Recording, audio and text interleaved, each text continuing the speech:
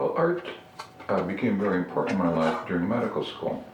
I had lots of spare time, free time, and I decided to get into oil painting, to actually act on this Aligas's influence on me.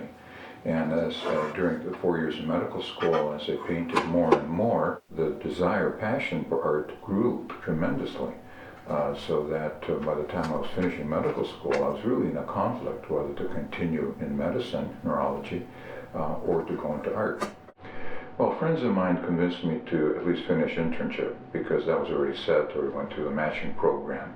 So I went to spend a year in Madison, Wisconsin at University Hospitals there and finished my internship, saved my money, and but then left medicine entirely and moved to Washington, D.C., where I engaged in art. I had a lot of art exhibits, some pieces were sold, there were a lot of critical comment, positive critical reviews took place, and did a lot of art historical investigations too. Sort of towards the end of 3 years, I started to feel very guilty that I had all of this knowledge of neurology and wasn't doing anything with it.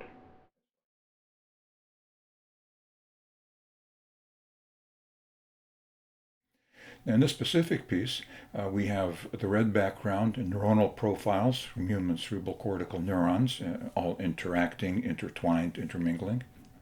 And we also have a background photograph that's been highly transformed. The transformation is done to be in keeping with how our memories work for visual memories. We recollect a large number of visual events in our lives, but we don't have filing cabinets of photographs. It's transformed into a different, totally differently into neural networks. And so the visuals are transformed also. So the photograph was an outdoor installation piece that I built on Cornwallis Island in the high Canadian Arctic, very close to the magnetic North Pole. And it's very barren terrain, just rock and snow. And I took the available stones that were there and built a shelter that two people could sit under to protect themselves from the howling wind on that plain. The reciprocal altruism refers to two people interacting, supporting each other, as the shelter is there for two people to be, and the shelter is a shelter that I built. Now, the piece itself that does have this wide network of neurons which interact, but towards the center, a little bit to the right, there's one little area that's disconnected. It's separate. I purposely did that, and that's sort of a self-portrait. And that's the artist a little separate from society, looking on society and commenting about it. So that's sort of one place where I put myself into the picture. Well, in this purple one, we do have, again, the neuronal background incorporated in that, as in all of the emergent sequences, is my brain scan, MRI brain scan, my electroencephalograms, thinking about different artistic topics. That incorporates me as the creative artist, the physical structure of my brain, and the physiological structure of my brain is incorporated with the electrical activity. So those are intermingled. They're there, and you have to look for it, but you'll find it if you're looking for it. The underlying photograph, which has been somewhat transformed in this case, is a person walking by himself on a street in Rome, Italy, that I took. And the person's pensive, thinking to himself, just like when I'm in the creative process of contemplating a new artwork, I spend a lot of time thinking about what it is that I want to incorporate in the piece. And I spend more time thinking about it, planning it out, than I actually do doing it, even though as I'm doing it also there's always, I stop and then rethink it and reponder it too.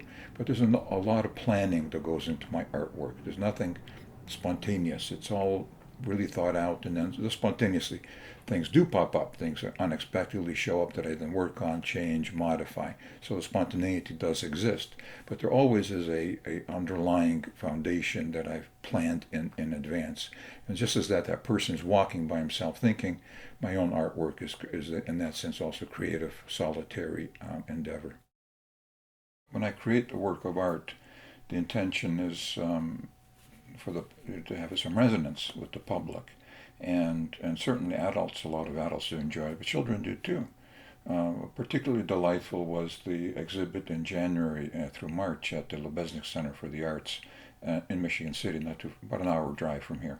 And they have a lot of school groups coming through there as part of the education and the public school system, all different ages. It's really fun to see kids see that installation piece and sort of relate to it immediately. Pretty much even small kids, 4 or 5 years old, realize there's something biologic, something neurologic about the installation itself. So people were able to tune in of all ages into that piece. And it was a really very, very interesting, lively installation.